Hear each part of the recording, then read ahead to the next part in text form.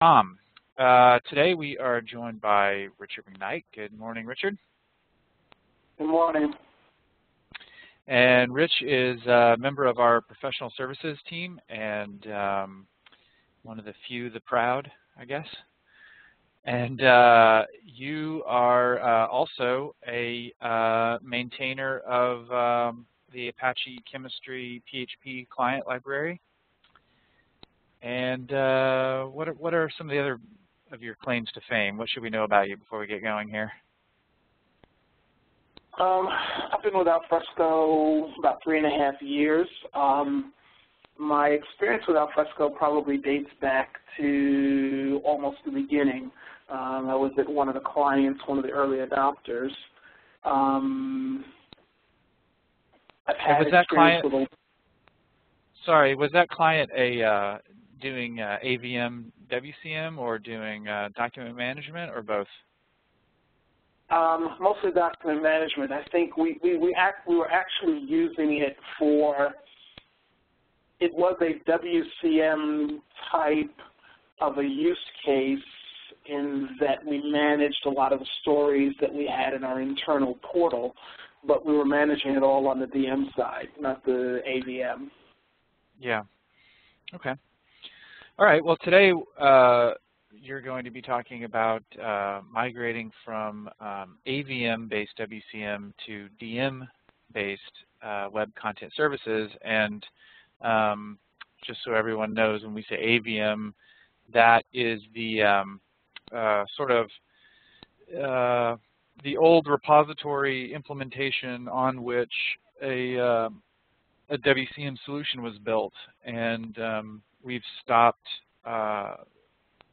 making improvements to the AVM and have been encouraging people to move over to a document management based web content solution. So that's what we'll be talking about today, and I'll turn it over to you, Rich, and I'll probably jump in from time to time with questions, but other than that, I'll let you take it away here. Okay.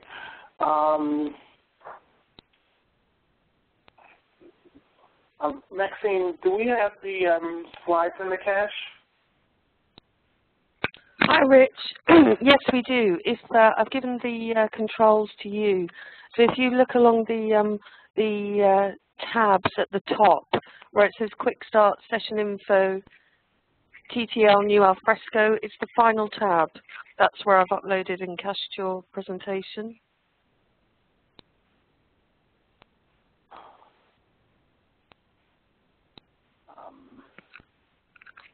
So if you go to yeah, so it's the tab across. It's the 4th tab.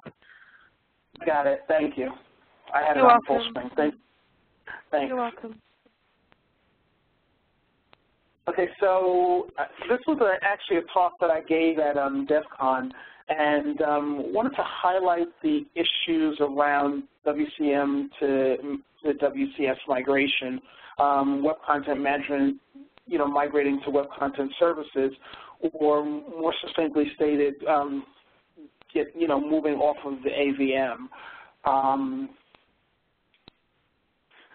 One of the things I do want to mention is this is a true migration, and we'll talk about this as we go along. Some of the things that prompted this, really looked at the changing times within the area of web content. Today's web is not the web of 2005. We build websites very differently. Web content is authored differently, and we have multi-skilled teams that are that build these sites.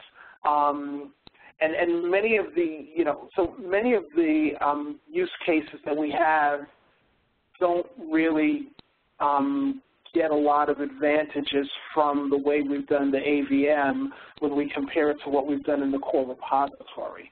And over time, we weren't able to really serve two masters, so to speak, and so the core repository has gotten the lion's share of the attention. So a lot of the improvements that we've done in performance, a lot of the features that we've added, a lot of the advances in terms of the UI have all really gone into the core repository. And if we look at the changes, many of the compelling features that we had in the AVM, such as some of the snapshotting and things like that, many of the compelling features as it relates to deployments and things like that have been added to the core repository. We've left out some things that aren't adding value, and the other thing that's happened is, as of version 4.0, we've deprecated the AVM. A couple of things to note: if you look at what we've done, the different use cases we support: document management, records management, enterprise collaboration, and just having an open source platform for developing things. We've kind of changed the language from web content management to web content services. And some of the thinking behind that is the fact that, we manage content in general, whether it's documents, whether it's stories. So we really look at managing content. But one of the things that is unique about web content is not that it's so much different, but that the delivery, there's the expectation that we can deliver that web content, and there's tools to support being able to make that content widely available on the web in a highly performant fashion once it's actually been created. And so, that has created a fundamental shift. We have this content management system. It's all enterprise content management, and the web content services are providing a means for making this available in a scalable fashion. Now, you might ask yourself, okay, with all of these changes, one of the things that comes up is the question of, do I really have to do this? There are a lot of concerns around this, cost being one of them, effort, the opportunities that it might take away from, making other enhancements. And so, when we look at the question, there are some options that we have. The first option is continuing with the status quo. I mean, if you're running on 3.x and using the AVM, you'll continue to be supported until Alfresco 5 is released. At that point, you might have to upgrade. I mean, the other option is upgrading to Enterprise 4 and continue to using the AVM. In that case, you'll be supported until Alfresco 6 is released. The option 3 is upgrading to Alfresco Enterprise 4 and switching to the core repository with one of our web content services approaches. That's the option that will help you move on into the future indefinitely. The initial options do give you some lead time. I think that any long-term plan is going to include either option 3 and maybe option 1 or option 2, depending on what your current appetite is for change. I guess the bottom line is that you can delay for so long. You can delay change for so long, and really you need to plan on how to minimize the downside and take advantage of the upside. So in looking at what some of the upsides are, maybe it's useful to take a step back and talk about what web content services are. And we use web content services to support a diverse set of use cases. We build it on a set of open content services and, that allow you to deliver web-ready content. So there's 3 components of web content services. Having a core repository that provides an authoring tier. This can handle your process, your workflow, record keeping, auditing, transformations, and content creation. And then providing a seamless compatible web tier repository. Now this repository is suited to dynamically deliver content in any web tier format. And so the core repository and the web tier repository are fundamentally the same at their core. So they're both Alfresco repositories, but what happens is they're tuned differently. Many of you who've used the AVM probably understand how some of this tuning is done differently. For instance, you know, in the core repository, security is important, access control is important, and managing those strictly is important. When you get to the web tier, some of that is less important, so you know, we change some of the settings so that we're not doing authentication and access control, but we're actually just delivering the content that's been put there because the assumption is that content is made to be available for, for the website, and generally the website in front of it is actually controlling access in a way that, you know, this content isn't being given to the wrong people. So this repository is not connected directly to the internet, but the front-end application, whether it be Drupal, LifeRay, Craft or Ribbit, or your own custom app, is actually pulling that content and delivering it. The other piece that we have is a file system transfer receiver to deliver static assets. And one of the things here is that you have, and this is the replacement for the FSR. There's content that really doesn't need to be dynamically delivered, and so it's much more efficient to pull it out in a static fashion. Now, these three components that we have that make up our Web Content Services framework are connected via transfer services. So when you need to transfer content from the offering tier to either the SIMS-compatible web tier or to put it onto the file system, we use transfer services to do that. And in fact, the file system transfer receiver that delivers the static assets to some file system is actually constructed to look like an Alfresco repository, and so that transfer services doesn't necessarily have to handle it differently. Some of the differences, now there are some differences between our Web Content Services and WCM implementations. The AVM provides features that have no equivalent in the core repository. Those are sandboxes, multi-asset versioning, snapshots, and rollback. But on the flip side, the core repository has a number of features that are not available in the AVM. So we have support for rules, more sophisticated access control, seamless support, and we've added more complete functionality in a number of areas like search, workflow, APIs, modeling, metadata extraction, and content transformation. Hey, Rich. So given that, yes? So sorry, let me stop you a second. Can you go back a slide? Because it's been Sure. a while since I've looked at AVM. So explain multi-asset versioning. Sure. So multi-asset versioning is the ability when you actually version things, when we have the snapshots, that we version a group of changes together. I couldn't tell the difference between that and snapshots is why I'm asking. Or is it the same thing? It's probably the same thing. I think when I'm looking at snapshots, it's really the rollback piece for snapshots. Okay, got it. Cool. Okay. All right. And if anyone else has questions, feel free to put them in the chat or Q&A window, and we will we'll get to those. Okay.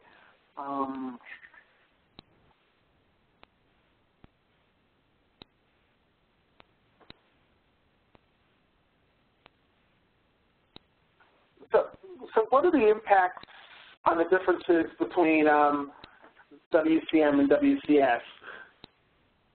The WCS web tier has all of the functionality that the WCM web tier has. So at the web tier, we've got all of the functionality. We have the ability to transfer dynamic content and static content.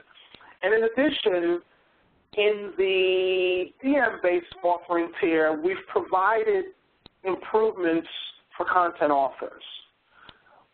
What we don't have are some features that were available in the AVM that are no longer available in the core repository. But if we look at a lot of the use cases, these features are useful for what we characterize as a small and shrinking set of use cases. Some of the characteristics of those use cases are, or of use cases that the AVM was designed for, are sites that are versioned and released for deployment as a complete unit. This goes back to the whole snapshotting and multi-asset versioning. If you roll back and you look at sites that were constructed with static HTML, that made a lot of sense because you might have a number of different pages that you were changing. You added a new page. You had to make sure that you updated the navigation on all the pages that comprise the site. And so, to a large extent, taking a snapshot of the whole site and deploying it as a site did make a lot of sense. If we fast forward to Web 2.0, you'll see a lot of sites are built on CMS platforms such as Drupal, WordPress, and other things like that. And so when I change a piece of content, that content generally lives on its own. There might be some related pieces, like I might change a story and there are a number of images that come along with it. But in general, the amount of interdependency between specific pieces of content that have been authored tend to now have gone down. And so we're no longer really releasing full sites. We're releasing pieces of content. We also have sites that maybe page changes included a large number of assets whose changes needed to be grouped together. This might be images, style sheets, and things like that. And that may still be an issue, but if you look at how a lot of these assets are managed, we can handle that without having to commit a large number of changes together. In reality, what happens is you might pre-deploy the assets that are dependent, and then you make changes to the final page, and you change that. And if you have to pull the page, you really just pull the page, and you can leave those assets laying around because they're no longer accessible via any links. And then we also have sites that deployed code, whether they were theming or operational parts of the code. And when I say theming code, I might, I mean things like style sheets and other assets that are actually used to theme the site. And if you look at some of the more modern websites, actually a lot of the theming content or the code, things that you could call code, are really managed in tools like SVN because they're done by developers, and the content authors are really just capturing content at this point. So, so sites that have these characteristics will need to be reviewed at some point in the near future to determine the path forward.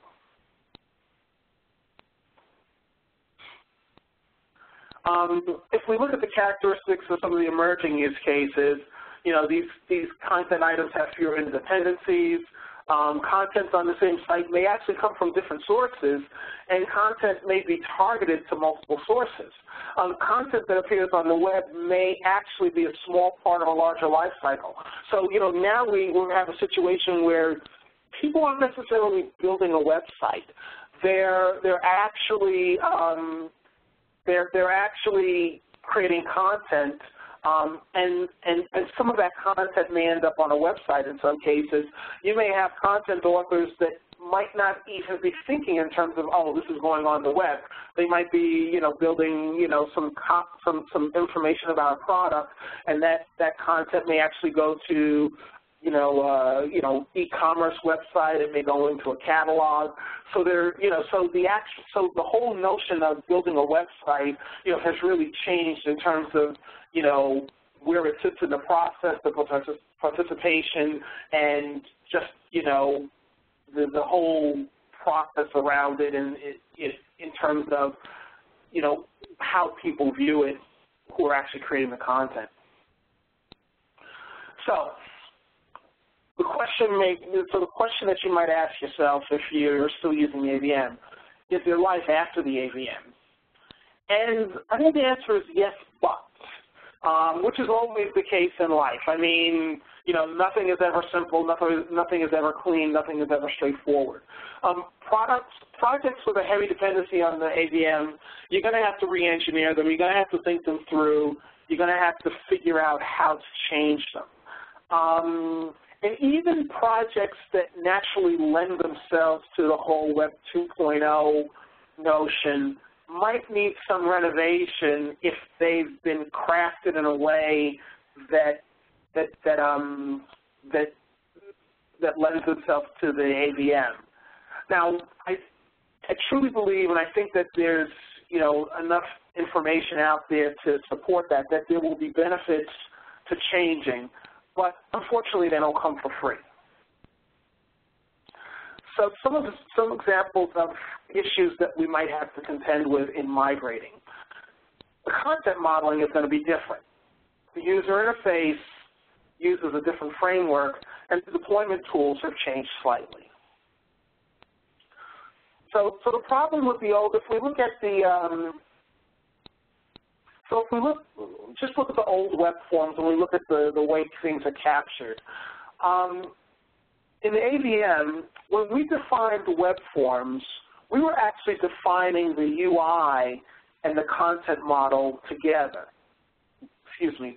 And all constraint validation was being done at the UI layer and not necessarily at the repository layer. Now this had some side effects.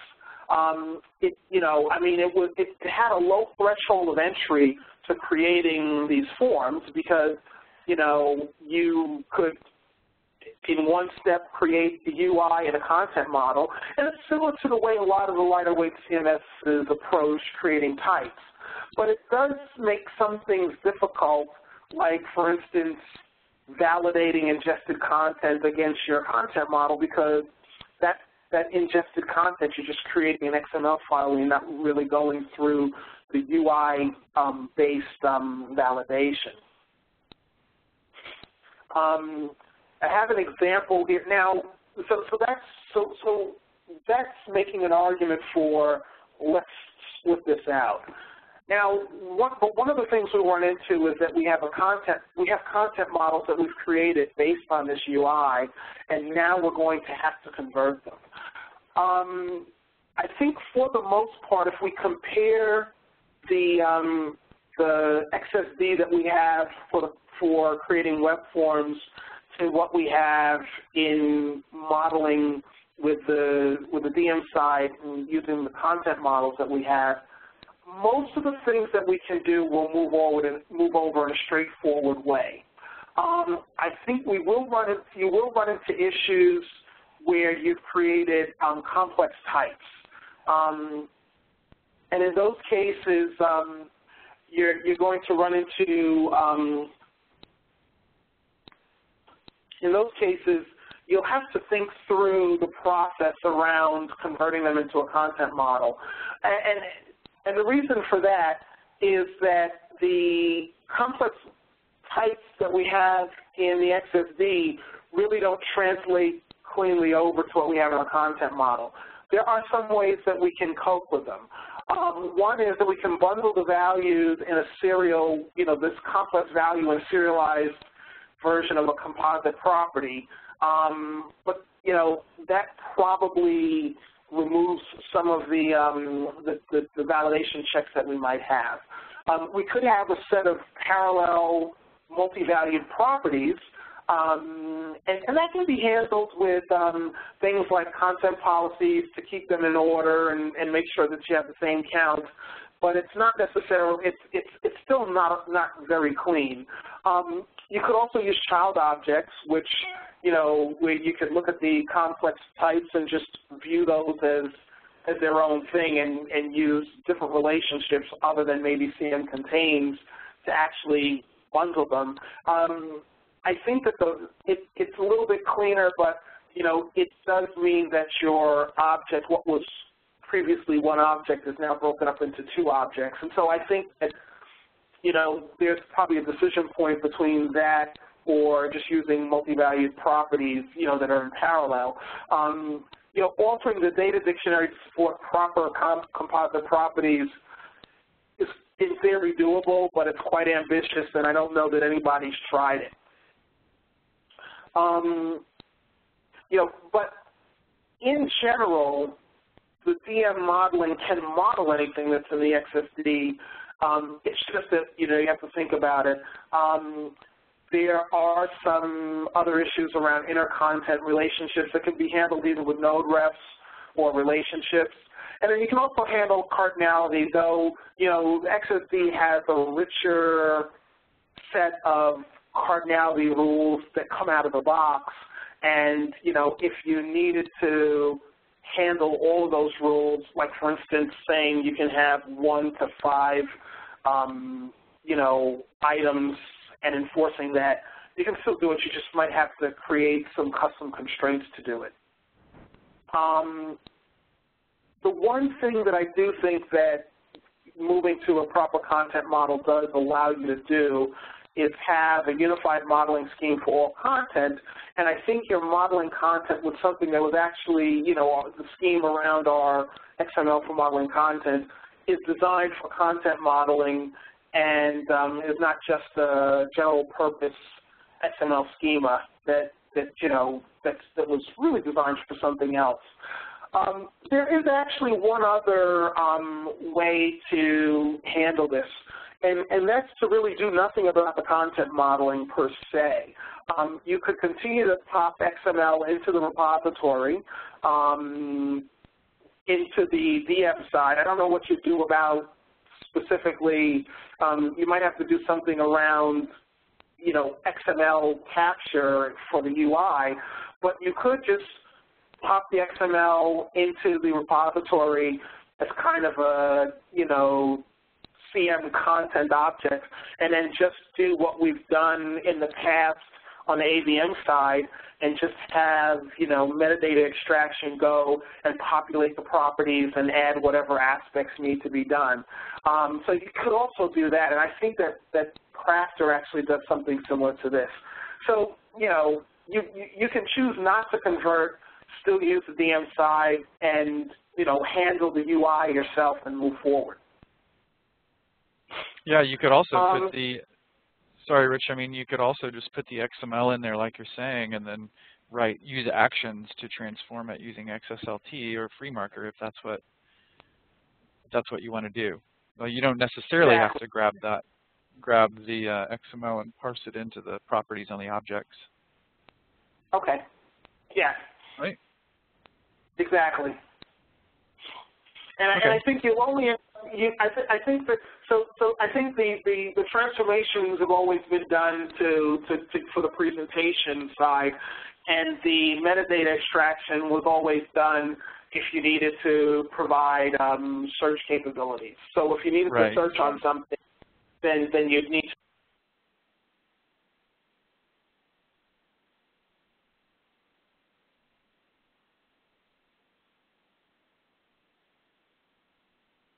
The XSD to the Forms SDK.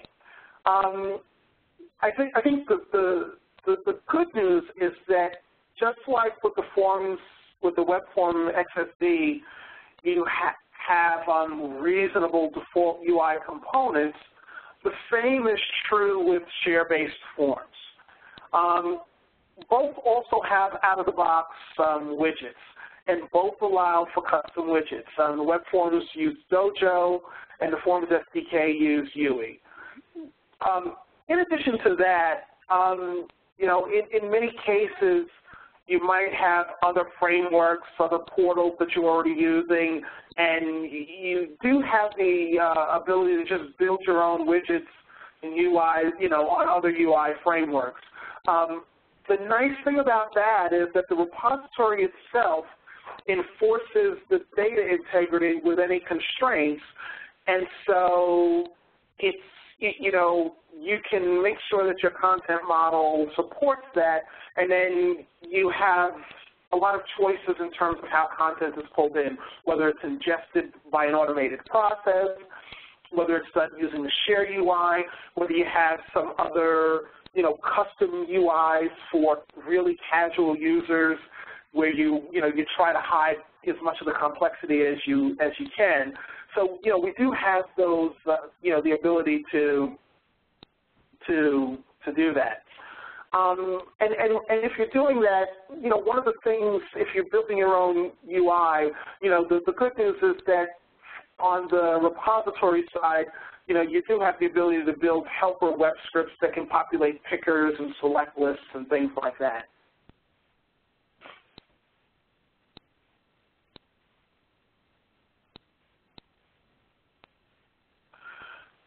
So in addition to the changes in how the content model is defined and how the UI is defined, there's also changes in deployment.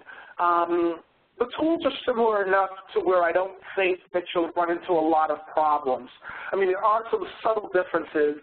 The one thing that comes to mind is in some of the older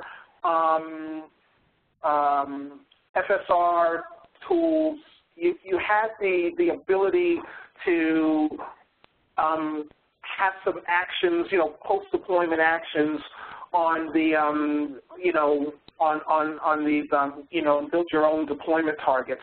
So if you've done some of this, you might have to rethink, some of the code, around transfer services and just think through, what kinds of actions will occur on, on the target side, if some of these some of this functionality is no longer available. But I think for most of the use cases and most of the way people have used deployment, that should not be a huge issue.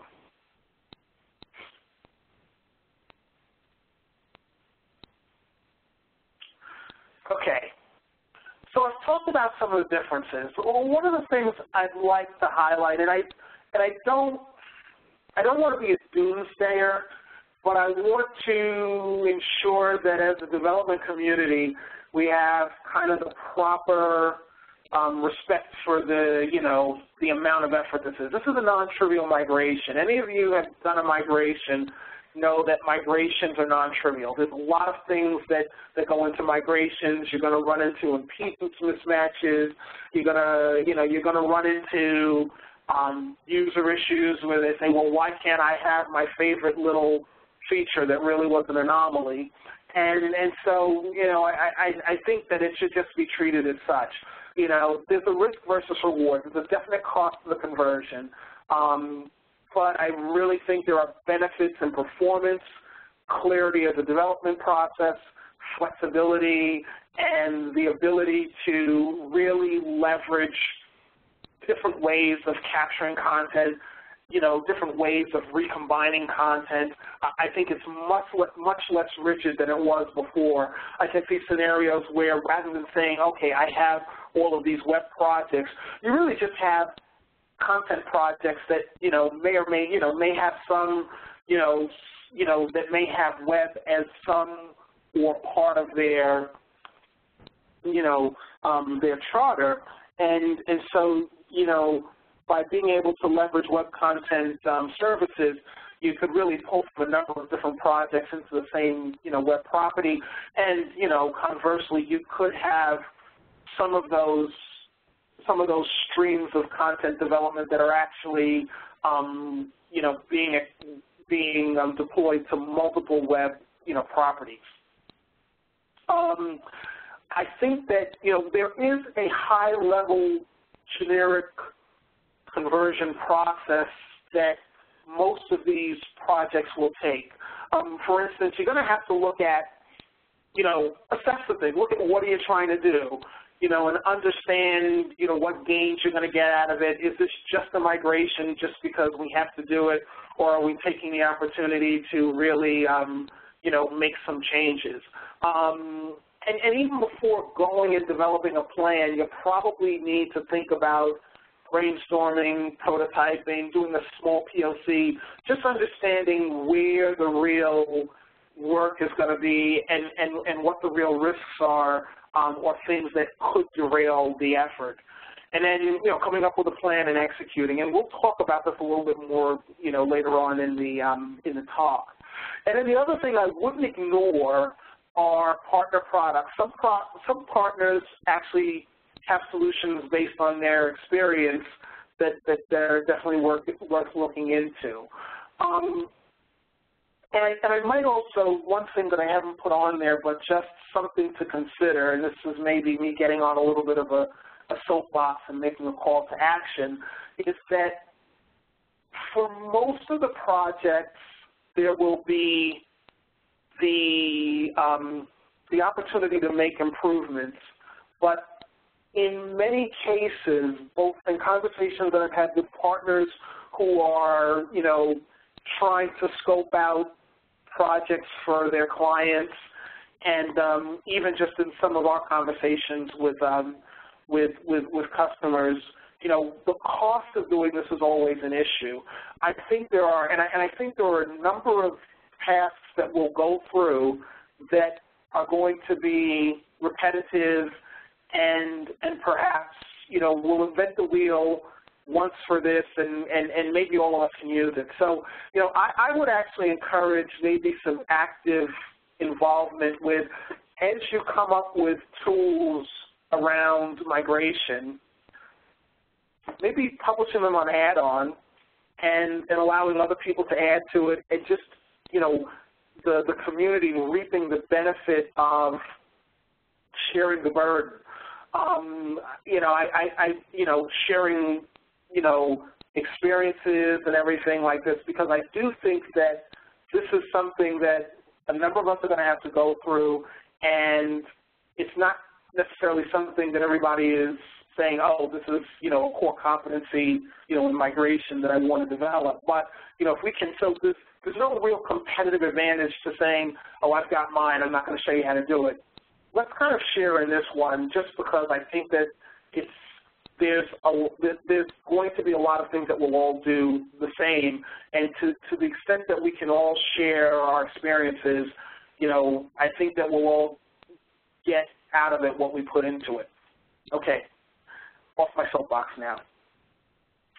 I do want to talk about just an approach to going through this conversion process.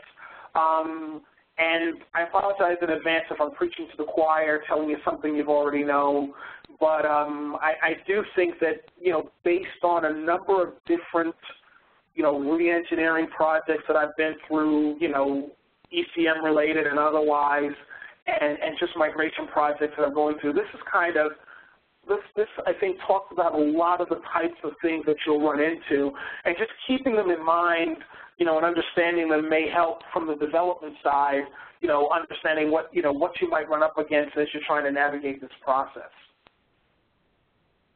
So the first, phase is really going to be assessment and vision.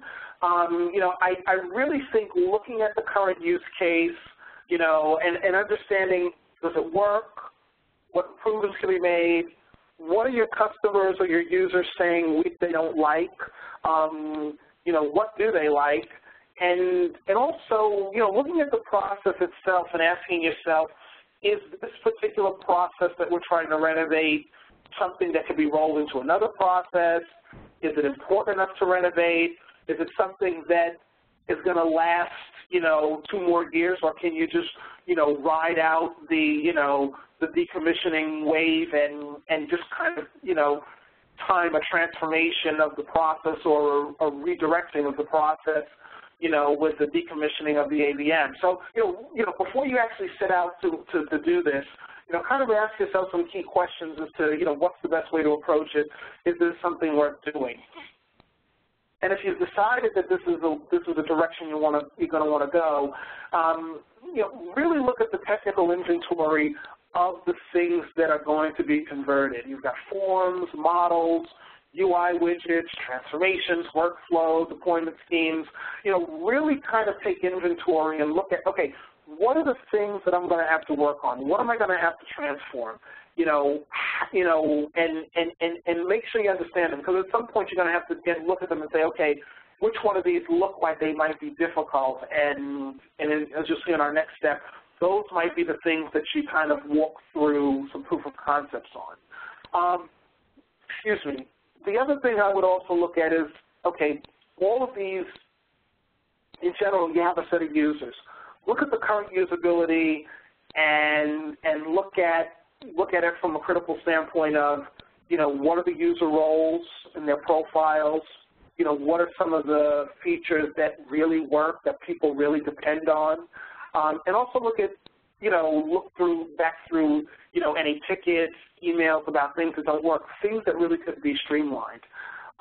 This might also be a point in time where, you engage either the user community either through survey or by proxy, by, getting a sampling of users that, that can, act as a proxy for, the user community in general.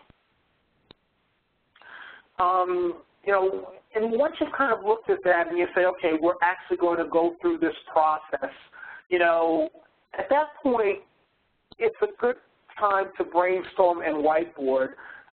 Look at the whole process of conversion as it relates to Alfresco. I mean, you really want to understand what are you getting yourself into, and then have some strategy sessions around doing it. Talk about the things that are going to take a while, that might be expensive. Look at the features that you want to move over and kind of bucket them, in terms of, performance, importance.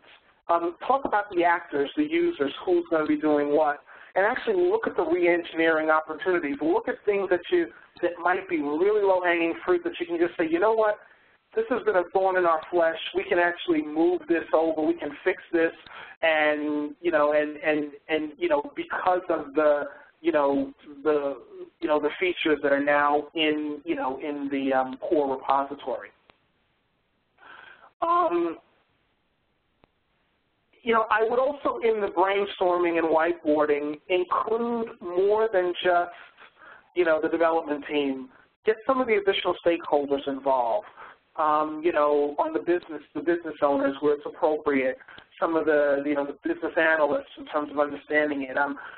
This is, make sure that everybody has a sense of what's going on, and that you're pulling in the same direction, and that there's an understanding of what what it entails.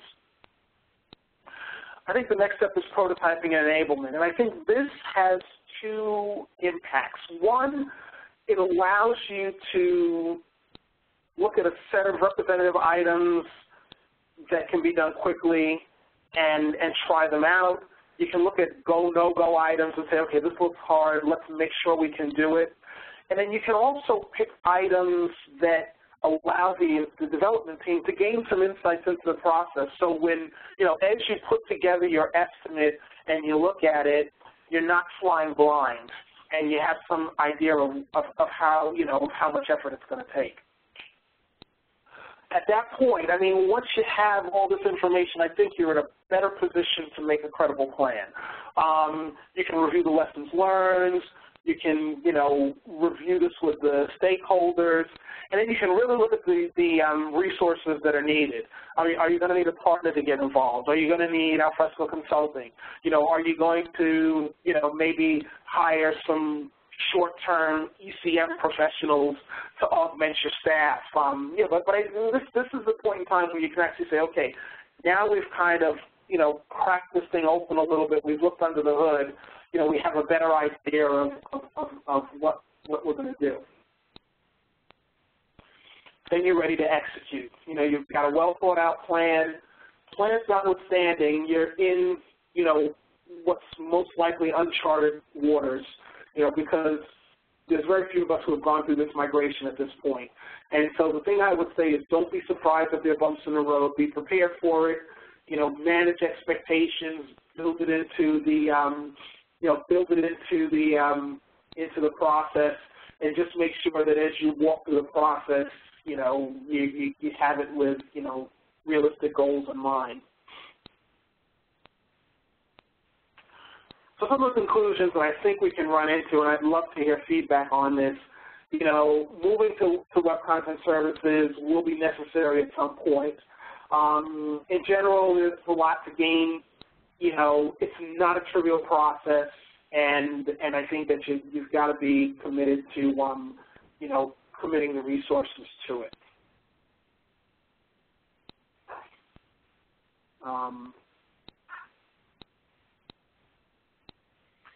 And that cool. concludes, go ahead. Okay, go ahead. Sorry, Rich, go ahead. That concludes the slides that we have. And, I wanted to open it up for questions. Doesn't look like we've had any questions yet. Oh, there's one from Luis.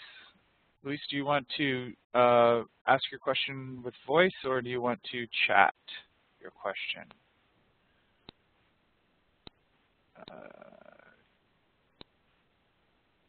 Okay. Luis, go ahead if you want to ask your question.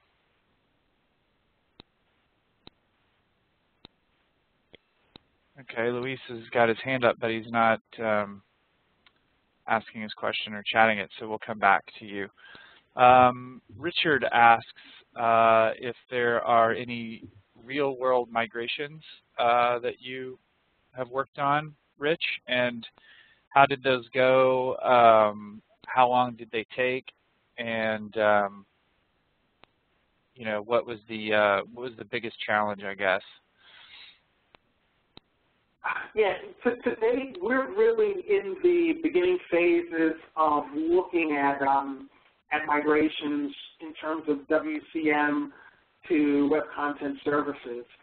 So I have no data on migrations in that wise. Now, I've done migrations in the past.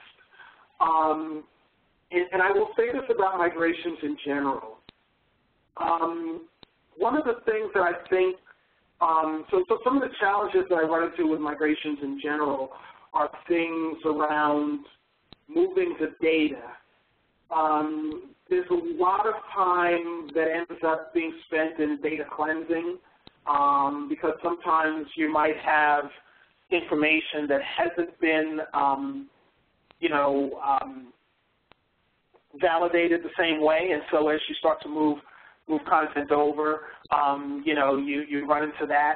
Some of the other things that you run into are, just looking at the sheer, amount of data in migration, making sure that you can migrate it in a timely fashion. We run into issues of saying, do we accumulate like a staging area and then shut everything down and do a quick cut over, doing the final mile, or, do you do just a big bang and part of the issue there is looking at the amount of downtime that you can survive, and then making sure that the migration is structured to be handled in that particular window. And then quite honestly, I have to tell you, I've been on migrations where everything goes right, and there's a downstream problem that nobody thought about that causes you to roll back. I had a situation one time where the migration was ready to go, and then we ran into an issue where, there were some proxy settings that were set, in Blue Coat that were causing problems, and it was late Friday, and the guys that we had to route stuff to make the change weren't going to be available until Monday. And this is something that we just didn't have a test for and never thought to test for. So I think that a lot of the things that I anticipate are going to be problems around just the things that are normal with migration. I do think some tools that may need to be some of the first to the plate is going to end up developing are going to be tools around how do I extract content out of what do I do to move content out of the AVM and put it into the VM, and keeping in mind that there might be some content transformation, and keeping in mind that things like transfer services, if you're talking about years worth of content, might not be sufficient, because a lot of these services are made to handle, ongoing transfers and not like a bulk transfer. So, looking at things like a bulk export and then a bulk import, with some transformation, happening, once the data is out of the repository, those are the techniques that will probably need to be looked at, regarding, supporting the migration. Right. Sujay is asking if there's anything on the Alfresco wiki that can help related to migration from AVM to DM. I think we have some pages that are that talk a little bit about web content services and maybe some quick start stuff, but I don't know if we have anything that directly addresses the migration. I don't think we did. Yeah, that would certainly be something that we would encourage people to create. So as you work on these migrations yourself, capture the good and the bad and the ugly into the wiki. That would be helpful for the rest of us. So just echoing what Rich was saying about sharing our experiences, the wiki is a community managed resource. So definitely want to encourage the community to edit that with their migration stories for sure. Yeah. Luis has oh, go ahead. So I was also going to say, is there a particular tag that we want to use maybe both on the wiki and on add-ons for things related to migrations, maybe AVM, tagging things with AVM, and just, so people would at least be able to find things? I think that would be a community kind of a convention. Yeah, for sure. We should tag it with AVM for sure. That's a good idea. Luis is asking about upgrade paths and like supported upgrade paths that Alfresco might offer. And I don't know, Rich, you might have some thoughts on this. It seems like obviously we have upgrade paths from 3.4 to 4 or 4 to 4.1 and 4.2, but I doubt that we would have something specifically for upgrades related to the AVM, right? It's so client specific how the AVM is being used. I could imagine it might be hard to come up with something there. Yeah, my general sense is that, for upgrades, the upgrade path in terms of what version to the next is going to be the same for the AV, whether you're running on the AVM or the DM side. And I think that, because I know that those are QA'd. So from that standpoint, I think that they would be similar. I do think if you're going to move to a web content services-based solution, you'll want to first upgrade your repository from 3.4 or 3.x into 4.0, and then do the migration. Now, you might consider, well, let's see, do we just pull everything out of extract everything out of the AVM, and then upgrade, and then pull everything into the DM side, but with and not worrying about pulling it out. So whether you pull things out before you upgrade or after you upgrade, I think, is going to be a decision based on, risk profile or whatever. But I do think, before you actually pull content into the VM side of things, you're going to want to have a 4.0 repository. At least that's my sense. Once you start having to deploy out of the DM, and if you're using things like, if you're deploying static content, you're probably going to want to have it in 4.0. Yeah, definitely. All right.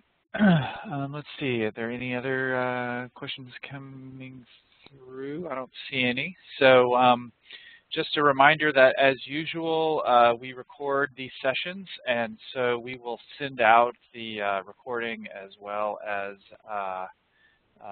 Rich's slides. So we'll send those out to you and make those available.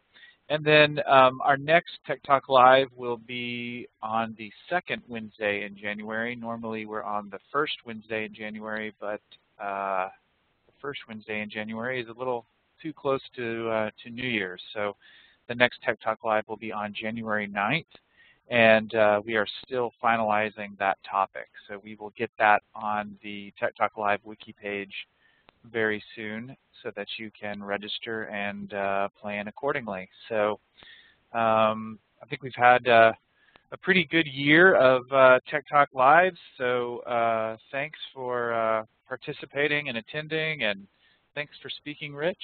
Appreciate your time this morning. No problem.